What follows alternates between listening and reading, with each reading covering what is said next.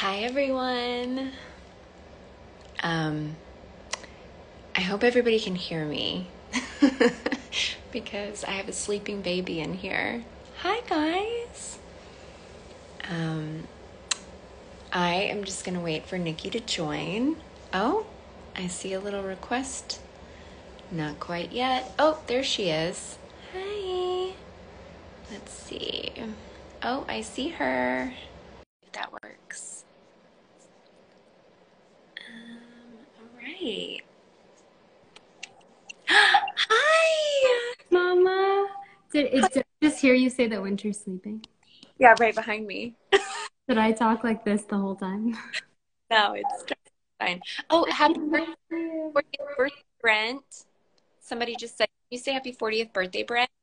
Happy 40th birthday. I That's was like, I heard you say that and I kind of broke up and all I heard you say was happy birthday. And I was like, oh, this is going to be so weird when I saw it's not my birthday. We're best friends.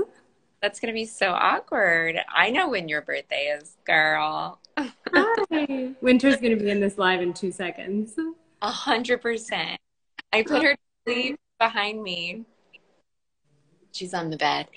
Um, and the whole time I was thinking, like, at what point during life up and say hello And to everyone?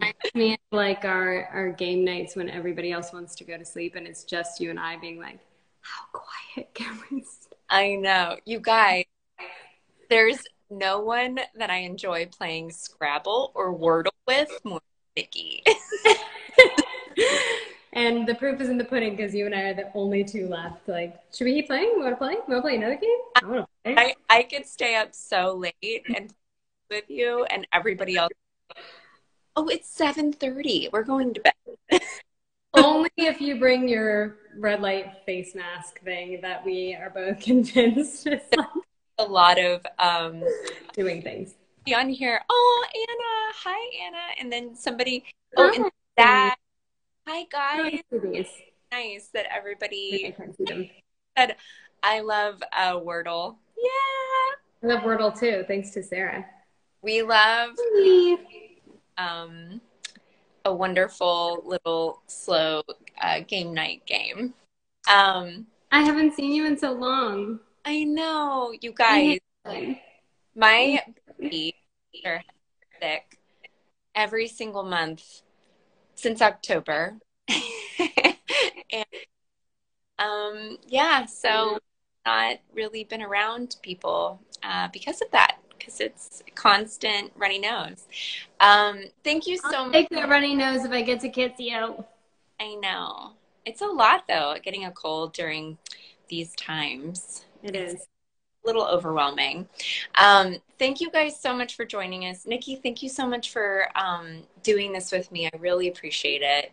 I'm so excited to have this talk with you because you have taught me so much about slowing down and about mindfulness and about the importance of having time for yourself, which I think I just sort of like watched you do some things in our relationship and I'm like, oh gosh, I really need to incorporate some of that into my life. And so having you on here is really wonderful. And we're celebrating, the whole reason why this started is we're celebrating the lead up to my children's book, which is going to be released, the release date coming soon. But it's going to be this spring, which is really exciting. So stay tuned for that. And I'll put a link. Thank you. I'll put a link up afterwards, but it's called Happiness is the Journey. And it is about staying present in the moment and noticing the world around you. So I would love to start this off by asking you, like, what is your own definition of mindfulness or what it means for you to slow down? Ooh, this is what we're doing today. This is Well, sort fun. of.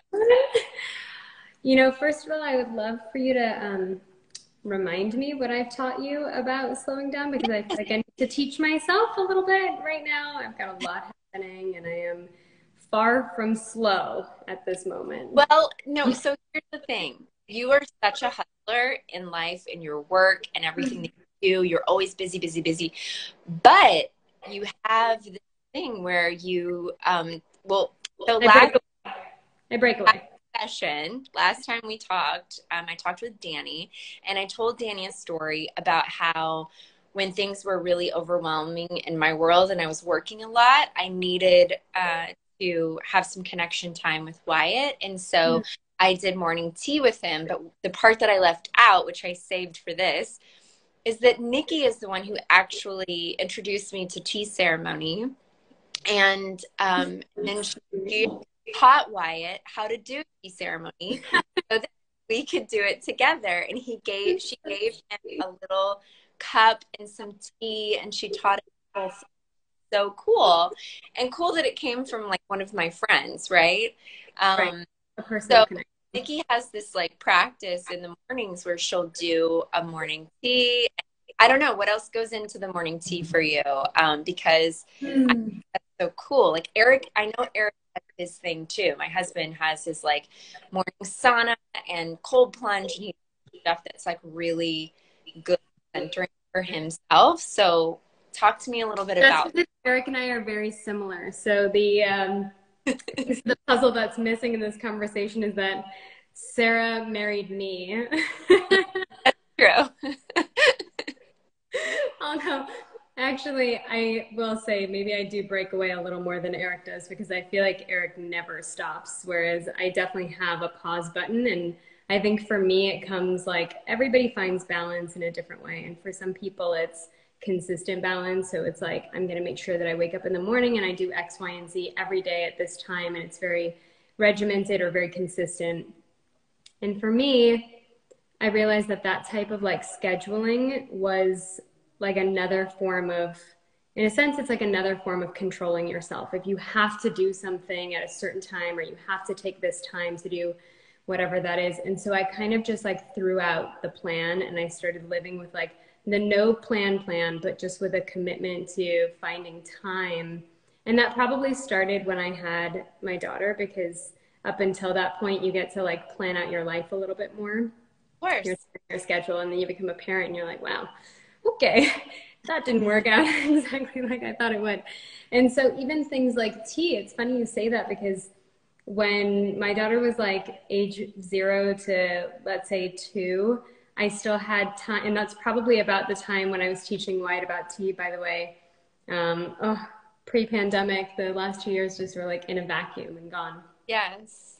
But even those moments, you know, that's before school, and that's before, you know, breakfast conversation. And I'm not saying you don't have to be present with your child up until that point. Of course you do, but there's like a different level of presence and attention once there's conversation and, you know, a back and forth and requests for certain things from your kid or kids, you know. And so even like tea time, that's gone. Let me just tell you, I don't have a morning routine where I wake up and go, here's exactly what I'm going to do. But what I do very well, I will say, is that I take time when I can feel like I need it.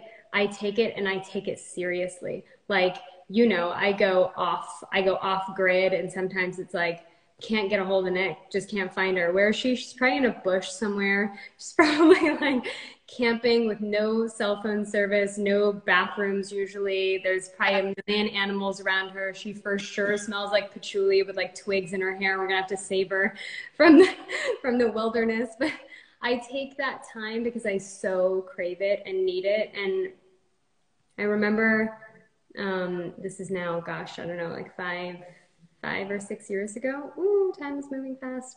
I rented this beautiful land where we had our Airstream at the time, and I would take like Friday to Monday and just leave the planet, basically. And there was no cell phone reception there, nothing. And so you were kind of forced to like be in this space and be with yourself and be in your own company. And the one thing I knew from that experience is that everything moved slower. And it just reminded me of that when I was looking at, you know, you were brainstorming like what to title this series. And like, guys, everybody watching, I've been along with Sarah on this journey from, you know, I've maybe read her book already, and maybe seen all the illustrations. And so I know, you know, like as a parent, what you're instilling in all of our children in this immediate circle and then global children, you know, by writing this book, and what you're bringing to the table is this sense of like being in the moment and being mindful. And you've talked about this for years, and you teach your children so well, and you've taught my daughter so much about this too, just like being in your body and being in that one space, because it's not just something that like kids carry with them. We all, it's like human nature. We always want to be somewhere else doing something else. We want to be bigger when we're smaller. We want to be faster when we're slower. We want to be, you know, and so I loved that you brought this into this, like this one little concise thing for all of us to have and read. And the thing that kept popping out for me was like living on that land. Yeah. And being in nature, because, you know, these like devices that we all escape into, it's so easy for time to just go. So it goes, you're like, oh, I'm gonna do one thing. 2 hours later, you're still looking at it. Yeah, that's what happens when we take our brain and we put it somewhere else. But if we can be in the space that we're in, time moves slower. And that, if there's like one golden ticket to life, I would say it's finding a way for time to move slower. And you start to realize that as you get older, like you just literally every moment that passes, you're not getting that moment back. And, you know, when I was like laying on the ground watching the clouds move, and I used to do that a lot at this particular camp. I used to just lay on my back and watch the clouds move, and actually just like taking the time to see how slow they move, or taking the time to like hear the bird and then watch it soar and fly. I think I realized that like in nature, if things are moving quickly, it's because there's a problem. You know, like if the cheetah is running, there's a problem. If something is escaping, there's a problem. And so for us, that's a really good point. And by the way, like, take that in, you know, watching, like being observant of nature in general is really interesting, right? Like, how long do you see a bird sitting there singing and talking to another bird? And like, there's so much going on in those moments. And then like, they all fly away really fast when they see like danger or something going on. So it's a really yeah, and we put our own bodies in a state of danger, I think, when we move so quickly. Yes. And I myself too, you really do enter into like this fight or flight mode where, you know, it's just not a natural state of being to be constantly escaping and moving. And so I don't know. I mean, I'm like totally waxing poetic on something that, you know, I'm like connecting the dots in this, but it's true, you know, slowing down, I think like you were bringing it into nature. I think nature is the key to that, really. Nothing in nature moves fast unless there's a problem. It's funny that you said that, because as everybody knows from the last live that we did here, I have this little mindfulness journal, and I'm writing notes for every one of my guests that come on. And I wrote this question for you, just you're already answering it, which is, why do you think our bodies shift when we take ourselves out of the normal routine and put ourselves into nature? And I only asked that question, which you're answering it already, because one of the first things that Nikki and I did when we were friends, when we like first started to become friends. Oh no, what did I rope you into? No, we remember we took this little trip, and we went camping. And, I mean, I'm not going to talk about where we went or any of that, but I'm really sorry I did that to you. No, it was so great. We went camping. Still have like, friend guilt. We ended up with some crazy piece of land with like a whole bunch of random people, but it was really beautiful because we kind of made our own little campsite. And it was like her and I and a couple of her friends that do acro yoga, and her brother. And so we just kind of put these big like acro mats down, and we were trying to like put the kids in acro positions, and like Nikki was like teaching me stuff, and her brother was like teaching me stuff, and we made food, and we all hung out in our trailers, and we drank coffee, and we chatted, and like the mornings were so slow and so beautiful, and the kids were outside, were just finding so much to do just right outside the campsite, you know, and then they were like doing little art projects. And but I loved it, and it totally, me too. My brain goes to that place a lot. And my brain goes to Idaho a lot. Like when I'm feeling myself, I was talking about this last week, but I feel like there's like this pulse that's in you when you live in a city. And I'm sure if you're like caught up in multiple jobs, you know, when I was younger, I used to work 3 jobs, and I would go from one job to another job to another job. And then I would like sleep and wake up again. And it was a constant like pulse, right? And you never really feel it slow down, and you like save the slow down part for later. You're like, I have so much to do. Yeah. Never enough time in a day. And then you have kids, and that pulse just keeps like going out of control. So you have to have moments to like pull it back. And somebody wrote me last time, and I didn't get to comment on it. I didn't see it till afterwards, but last time somebody said like, oh, it's really easy to say that, like when you have a lot of help or if you don't have a consistent job. And by the way, I totally get that. But the type of slowing down that I'm talking about are things that you can take in your day that's like 3 minutes, 5 minutes, 10 minutes. It's these little moments that you can slow down with your kids. It's like a walk around the block, right? We do 5 o'clock dinner at our house because we want to do a walk afterwards with the kids. So it's not easy to find this like time, but it's trying to take the time to like insert ourselves into something that disconnects us from TVs, iPads, cell phones, school tomorrow, work tomorrow, like the hubbub of life. And on this point, because somebody just asked, somebody wants to know what tea ceremony is. Do you want to explain that? Well, I mean, it means something different to everybody who has a practice. Yeah. I know some people who take their tea ceremony very, very serious. Like there's a real practice to it. I was always a bit looser with it, just again, like following the mentality of like, there's no right or wrong way. Yes. So for me, it was just about taking time in the morning to like sit on the ground, be grounded, not have a phone out, not check my email first thing in the morning, but actually just sit with myself for a second and like be a part of the process of like watching the water boil, taking the tea out, washing the tea, washing the bowl. And you don't have to do it. Well, don't let me tell you what you do or don't have to do, but I felt like I didn't have to do it in any particular order. Some people feel they do.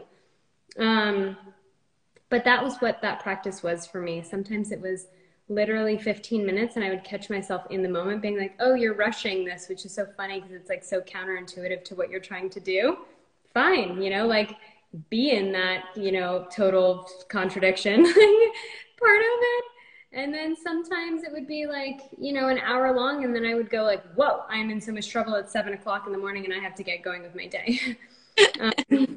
It just depends. Now, by the way, again, like that was when kids get older, things are different. And so really? you don't have the luxury of being like, where did that hour go? Because I am reminded where every minute of my day goes now. Part of it. But yeah, that's the practice. And that practice comes in many forms for people. Tea is like a metaphor. For some people, that's 10 minutes of stretching. For some people, that's running up the side of a, you know, a hill or like, you know, taking, you know, or jogging on a treadmill or whatever they're thinking. Like it's a different process for everybody. Some people it's like reading, you know, reading the paper in the morning. But just like taking a moment for yourself to set yourself before, I don't know, it just started to freak me out when I got into this habit of like, and every working human being has this now. But I would say in particular, if you run a business, there's a certain responsibility to know what's happening before the day begins because you're not showing up to a job, you are creating the job. Yeah. So for me, like, you know, I'm waking up in the morning and like first thing I'm doing is grabbing my cell phone and being like, okay, let me quickly make sure the last 40 emails are not urgent. Nothing's on fire. Again, metaphor, but like nothing's on fire. And then I can start the day. And it just started to panic me that I was like going to bed late at night, catching up on emails, and then waking up early, catching up on emails.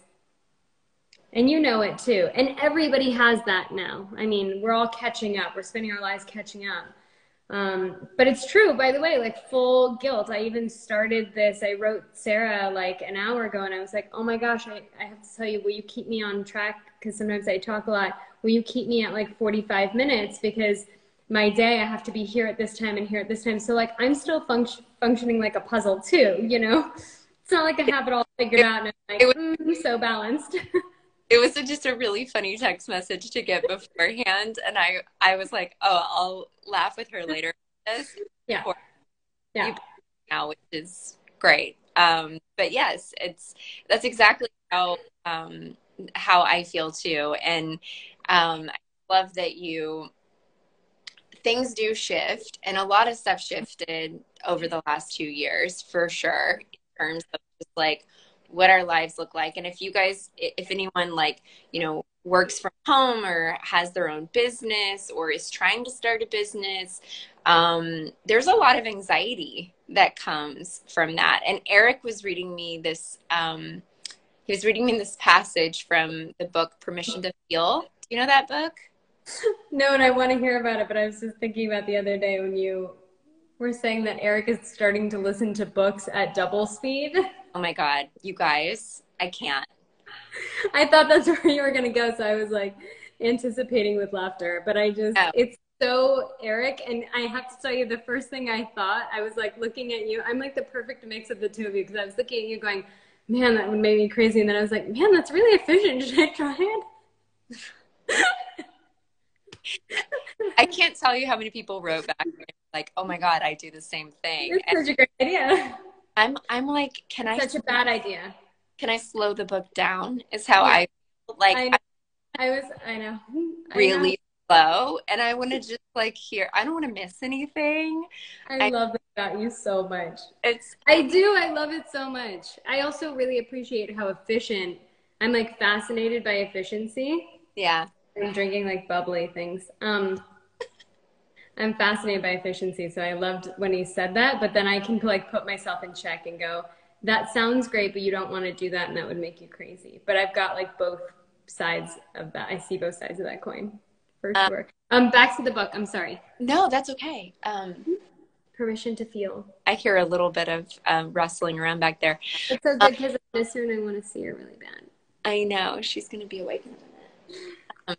Anyway, book Permission to Feel, he read this passage about how there's all of these different feelings that we have that sort of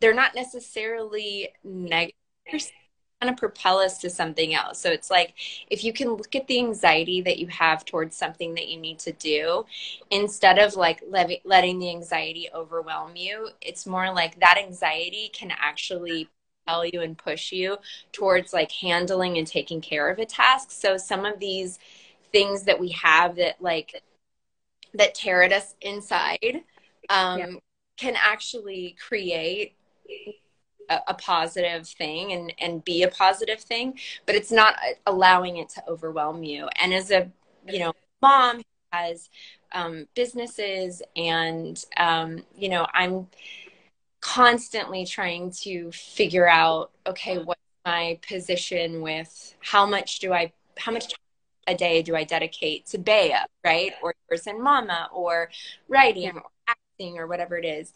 And with Bea, it feels like if I'm not constantly doing stuff, our sales go down, or like traction less, or whatever it is. But if I'm pushing, that I see a rise, there's like this thing inside of me that goes, okay, I have anxiety about the fact that, maybe sales are down. So like, I want to do more and more and more.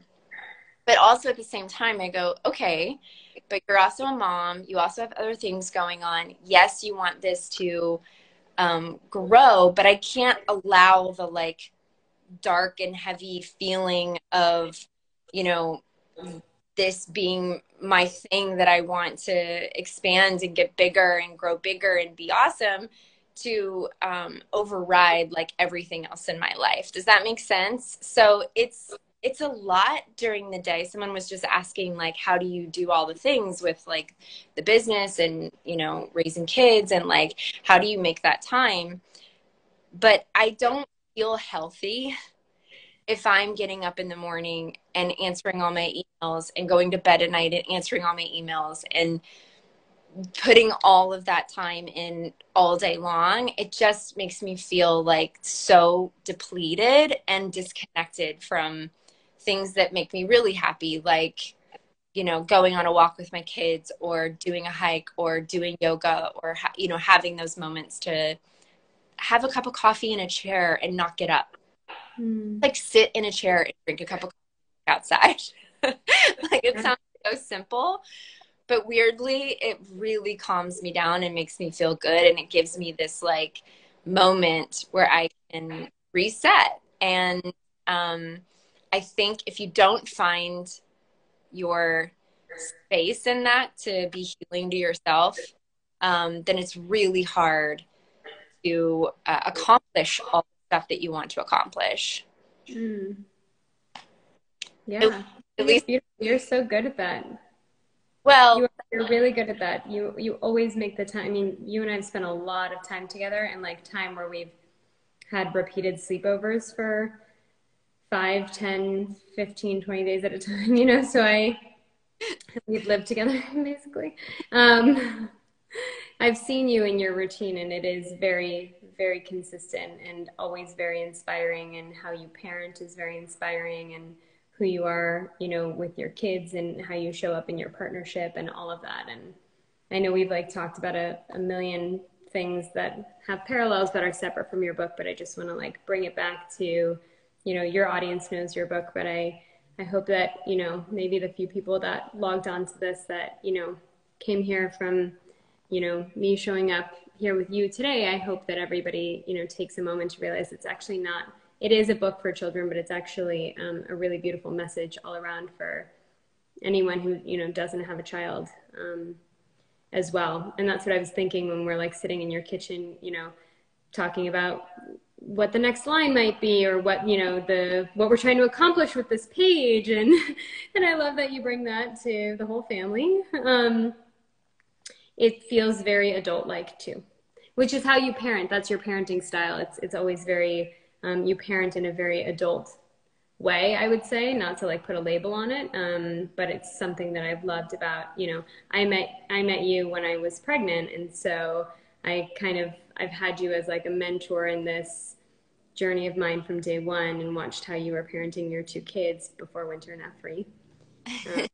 So yeah, I'm like just so proud of you for how you've been able to articulate this and bring it into one space. And she's the real deal, guys. Spent a lot of time with this one. Okay, I get a little sweaty when I have that. You get a little sweaty. I'm getting. You do get a little sweaty. I know that about you. I've hugged you when you're a little sweaty, when someone's giving you a lot of compliments. Switching the subject. Yeah. When Nikki came over, Nikki came over at some point, you know, in the last year, and it so happened that I had like a deadline on getting some pages back to the editor for this book. And so I was like, guys, I'm sorry, but I got to bust this out right now and I need some help. And so we went through and brainstormed so many different lines for this one section that was really important of the book. And it was so fun to do that with Eric and with Nikki. And it's just amazing what bringing others into creativity can do, and how it can expand your brain and where you're stuck. And it was really, really nice. So thank you for that help. I appreciate it. I learned a lot from watching you in that too, because that's something that's very difficult for me, bringing other people into my creative process. And I know that about myself. It's really challenging for me, but you're like so open with it, which was really beautiful. And I just love you. And also I'm sitting here thinking, I can't believe we're not in the same space. And I appreciate that, like, the digital world allows us to do this so that we can like merge. But it's so weird that I'm not hugging you. Should we have a picnic? Do we have time for picnics? Can we picnic? Picnic. We need a date. We need a date. I want to ask you about, seen a lot of horse content on your page recently. And it's so calming to me. Like, you do these stories where you're riding a horse, and so it's like we're on the back of the horse. And does anybody else know what I'm talking about? I mean, if you follow Nikki, then you've probably seen these, but I've never thought about it like that. Yeah, you are on the back of the horse with me. the horse content makes me feel like you're getting yourself into nature a little bit more and doing a little more of that like slow time. And maybe that's just wishful thinking because I'm watching you like through the lens of Instagram, but I'm seeing, you know, some of it I know is for like those amazing shoes the Loki wear, and some of it's been for Bayou, but like a lot of it feels like you're just doing this. So like what is that, what what has sort of shifted you into this time of like being in nature more and spending time? I know you're an animal lover, everybody knows that about you, but like what, tell me a little bit about this. Um, so for everyone watching, this is a funny thing about Sarah and I, even though we're like super besties and we do so many things together, the one area where our lives are very different is when it comes to farm life, because they are not a farm family. And I mean, like, you love animals, but you live lives that are like the furthest thing from farm life, right? You live like, you know, water life, ocean life, and that type of life. But you're not farmers. You don't have all the, you know, and Eric will call me sometimes and be like, okay, I'm ready for chickens, but I need you to help me. You know, so this is like I love it. This is like where our lives, where we have two different worlds happening. So Yeah. I love animals. But animals for a long time for me were like my sacred thing that I just didn't share so much. And I don't think that my life has actually shifted too much, except that I've added some more to the equation. I've added some more fur kids to the equation, so we're seeing it more.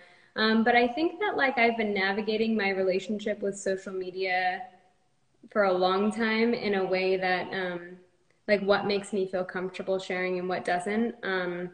For example, like for me, no one will ever be like in my home, right? That's just not what I feel comfortable with, because that's a boundary for me. So I don't share things like, you know, breakfast time, or like, you know, here's what I'm waking up and looking at, or anything like that, because that's just, I don't know, that's very sacred, and that's my own personal boundary. So what I do feel comfortable sharing is this like overwhelming love and connection that I have with animals, because I feel like, even by what you just said, my hope is that that like trickles into other people's feelings for the world, for nature, for animals, you know, that they feel that too, and they want to go out and be in that space and connect with animals.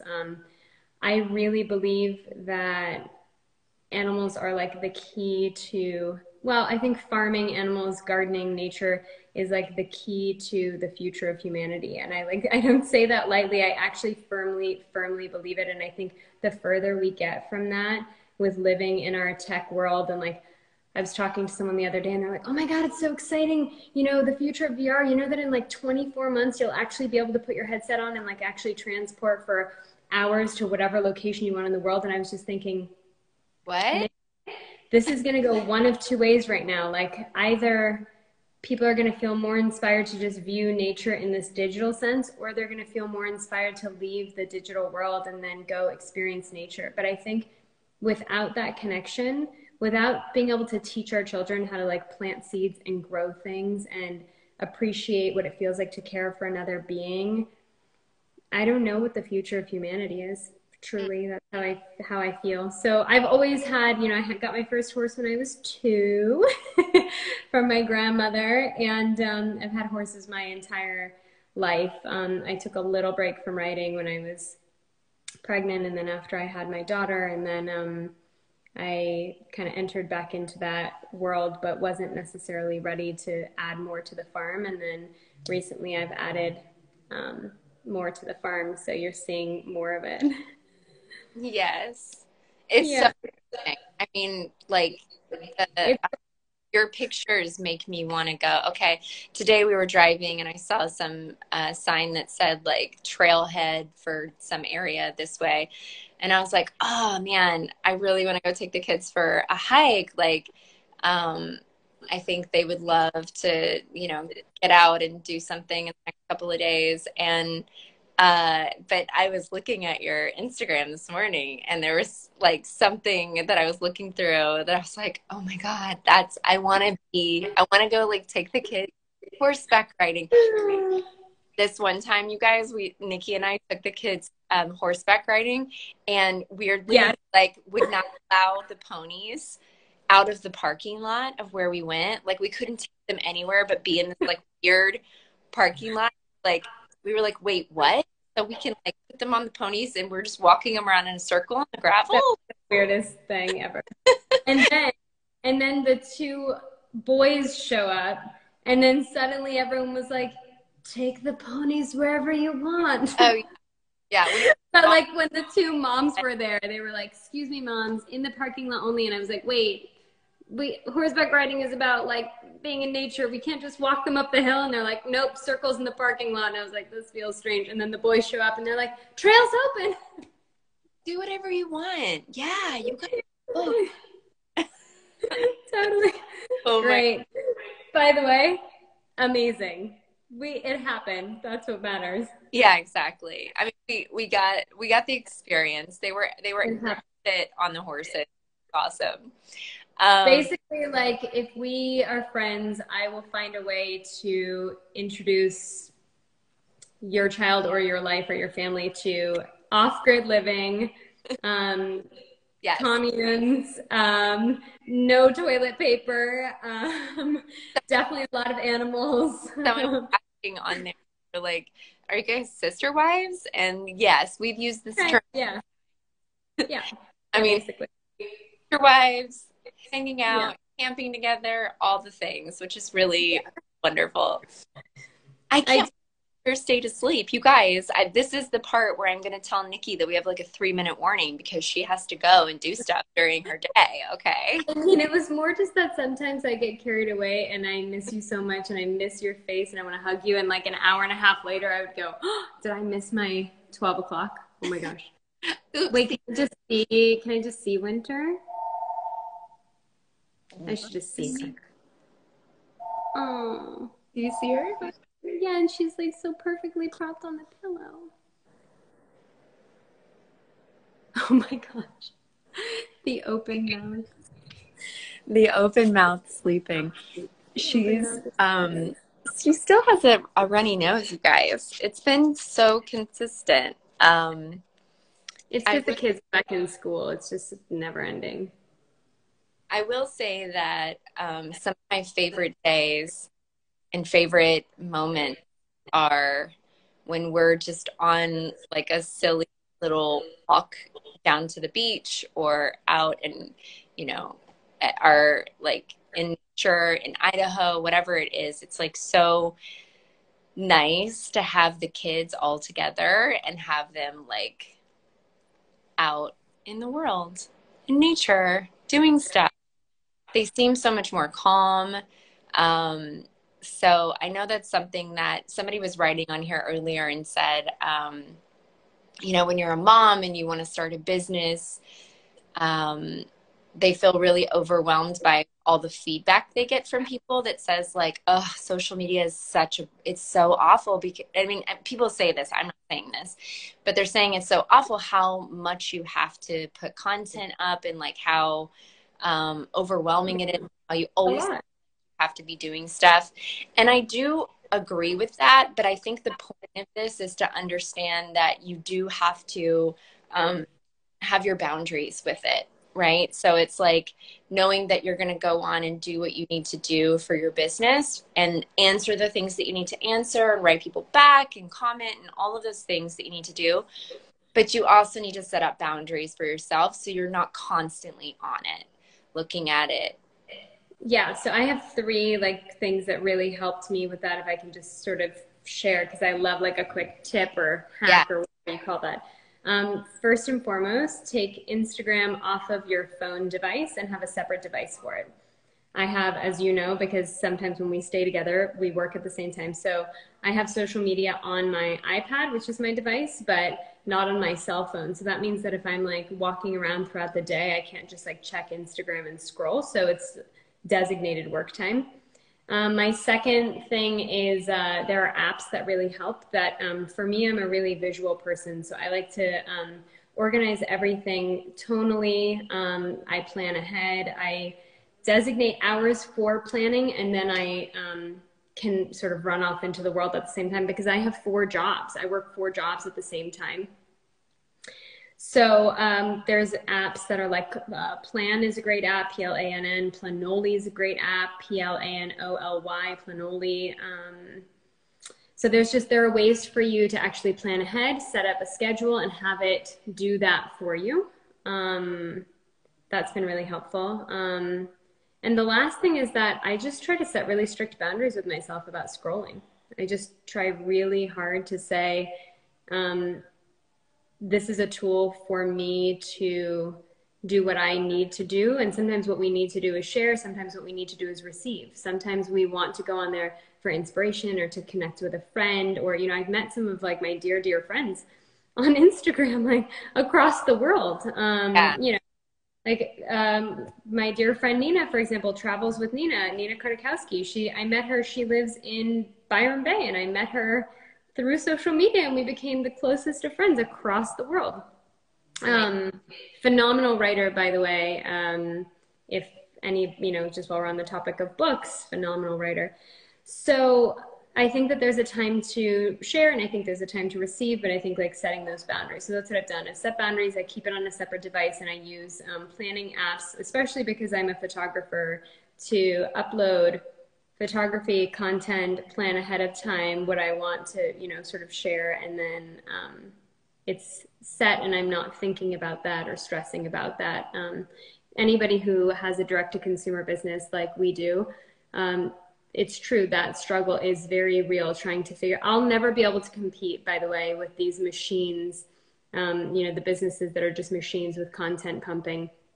Just like I'll never be able to compete with big, huge flash sales and things like that. That's not our model. And we're also a small business, as are you. And so there are only so many people that have roles for each thing that they're doing. And I wear like 20 hats in the company. So, I think as a mom, if you want to start a business, I think instead of looking at this as like a giant daunting task, because it is, and the mountain is huge, I think you have an idea, you believe in that idea more than anybody else. You have to know that that idea is going to work. You have to know it.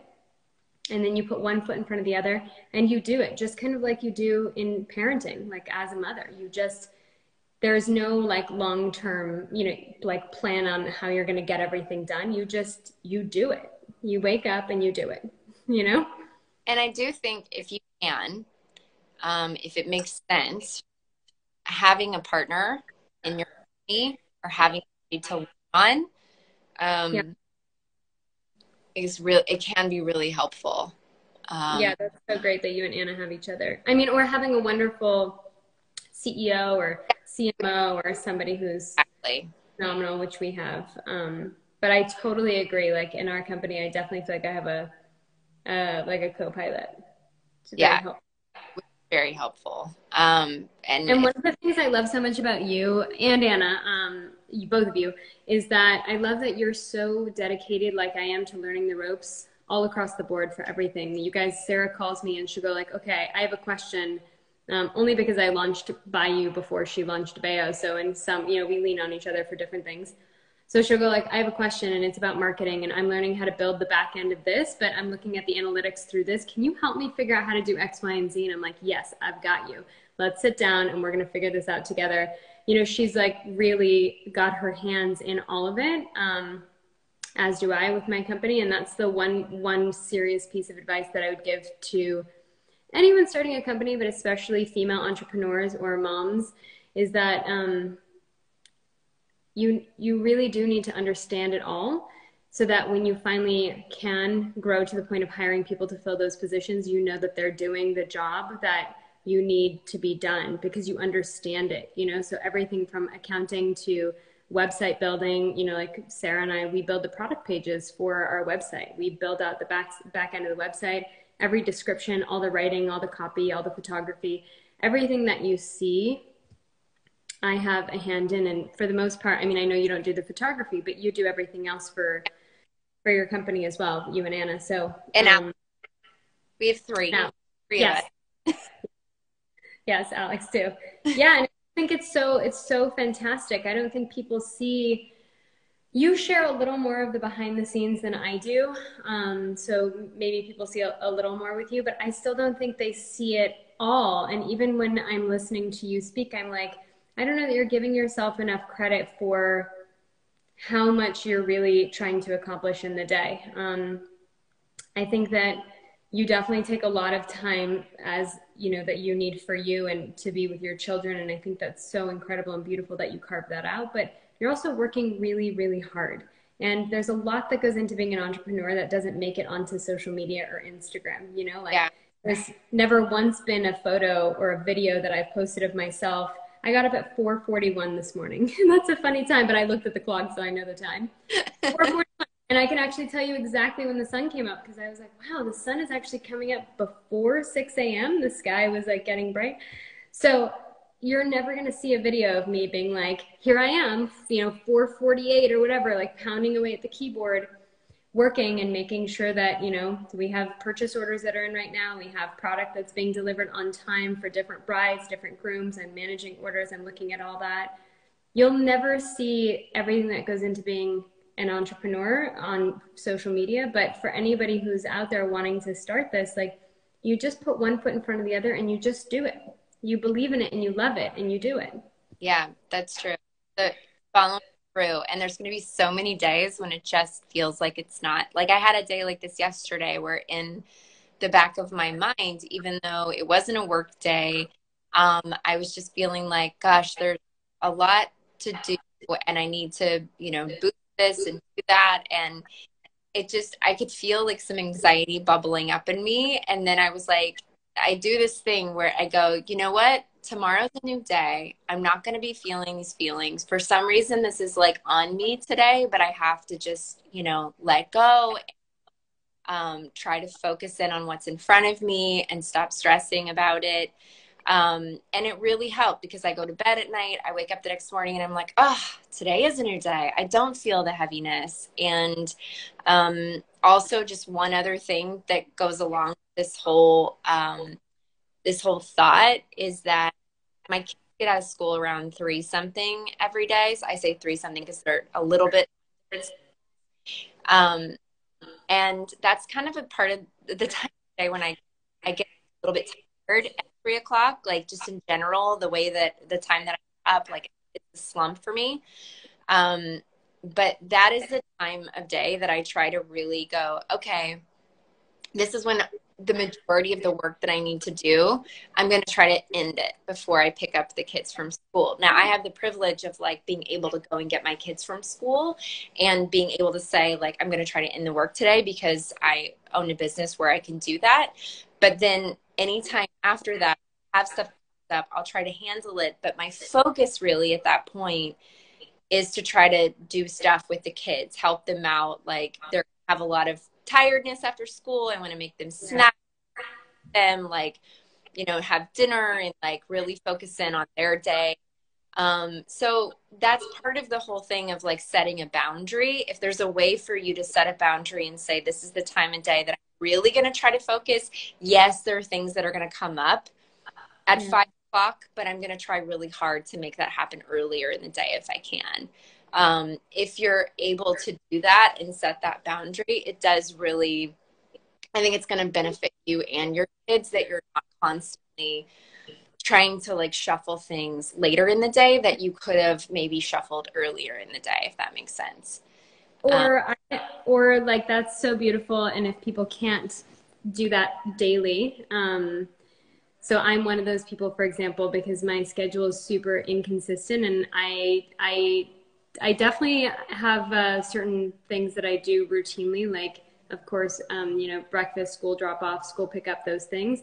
But I work later into the evening and I can't stop. So what I do is you see all the horse content, I designate days instead of hours throughout the day. So I say like, I'm gone from Saturday night until Sunday night. Obviously, of course, not like on a solo trip. I'm a mom, so with my daughter, although you don't see her on horseback on social media, but it's one of her favorite things to do is that she can ride with me.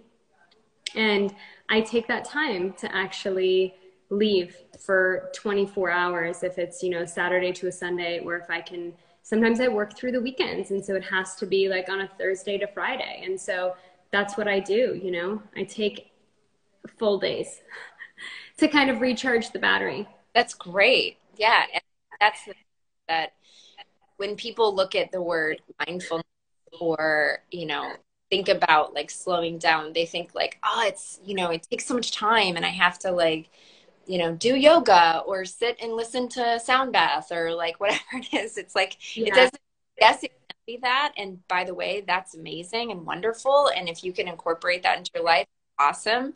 But it can also be like, you know, 5-minute journal entry. It can be a cup of coffee, a cup of tea, a walk outside, a walk with the dogs, you know, going to a dog park, like whatever. It's a nice moment to just like center in, focus on yourself, focus on your kid, like think about just what's happening exactly right now and not letting your brain rush ahead or rush back behind, but just what currently is going on right now. And it can't feel like a chore, you know, if yes. mindful moments feel like a chore, then it's doing the opposite. You know, I had moments like that too throughout the years where I'm like, I need to be meditating. And then I'm like, if that feels really tedious right now and like you don't have the time and it's going to stress you out, then it's doing the opposite. Yeah. So just find the thing that gives you joy. Whatever it is, and take that. I hate to say it, but like, I really hate to say it because I know it sounds totally like counterintuitive to the whole conversation, but if that's zoning out and watching 10 minutes of TV and that's your time for you, or I guess I'm just trying to think of examples that are like the opposite of like meditating or doing yoga. Whatever the thing is that gives you joy, man, life is so short. Find time for that. Whatever that thing is that gives you joy, take 10 minutes for it. And it doesn't have to be like some cool, you know, trendy thing of like, I'm going to take 10 minutes to like do Kundalini or like practice in dental meditation. That's beautiful too, if that brings you joy. But if not, just, that's been my takeaway, at least the last 2 years, especially because gosh, we've all learned a lot from the last 2 years. And if anything, it's that life is short and we have to find the things that bring us joy at whatever that cost is or whatever that means. Just do it. You know, that's the human experience. Yeah, I could not agree with you more. And I love that. Thank you for sharing that. And I love you so much. Thank you for coming on here today and sharing and doing this and being a part of it. And I really appreciate it. And for everybody who joined today because of Nikki being here, thank you so much. It was so lovely to have you all. And I wish you all the best. And Nikki, I hope to see you later today for a picnic. Yeah. You know what I was thinking earlier when we first got on? I was like, you know, this is so nice because this is the only time when we've had like designated time, you and me, without a million things. Usually it's like Sarah and I in the kitchen cooking, and we get 3 sentences out, and then like one kid is crying and someone's had something happen, and it's like, I'm sorry, hold on one second. What's going on? So we don't ever have, like, when was the last time it was just you and me to just talk? Like talk to you through my phone. Thank you, phone. Yeah, I know. Oh, actually, we do have like late night bath time and stuff, especially because we're up later, so we have that time together. But I'm gonna put a link in my stories right now for your book, and I'm so excited. This is just the first of many times that I'll be talking about this, and we'll be sharing, you know, about all of these really cool, really special chapters. I told you this on the phone the other day, and I'm just going to say it here again. I am so proud of you, and you have this beautiful ability. She's going to sweat now, guys. You have a beautiful ability to dream up something and make it happen. And I just love that about you so much. And yeah, if I don't tell you enough, I'm so proud of you, and I'm so proud to be your friend. Thank you so much. I owe so much of this kids book coming live through Lumily, Chloe. and it means the world to me that we're able to do this because the book's called Happiness is the Journey. It's such a meaningful story, and as things are going to be revealed over the next like few weeks, but there's a lot of really special little artistic things that are in the book that are Yeah. and then also just through the words and the story and the meaning behind it all. So thank you for sharing. The link that Nikki has, you can sign up for the release. And thanks for joining me today for When We Slow Down. And I'm so proud of you. I thank love you. you. I love And you. I'll call you in 10 minutes after this and we'll make picnic plans. And I I, do need to get all of your kids on a horse. You know, your kids are very busy in their extracurricular activities. And so we usually only have weekend playtime. So we're going to carve out weekend horse playtime. no, they Yeah. so Esme will be like in her overalls and her cowboy boots. She'll have a whole Oh, I know she will. Oh, I know that girl well. I already know the outfit she's going to show up in. I know. it's so good. And for sure, it's all going to be backwards too. Oh, for 100%. Yeah. Shoes on opposite feet, overalls backwards. She's like, I'm ready. She's like, can I go riding horseback in my Crocs? She's like, let me teach you how to actually ride, Nikki, okay? The baby is waking up. I gotta go. Oh, I love you. Love you. Thank you guys. Thanks for joining, and I'll send a link for Sarah's book. Perfect. Thank you. Love you. Bye, Mom. Bye.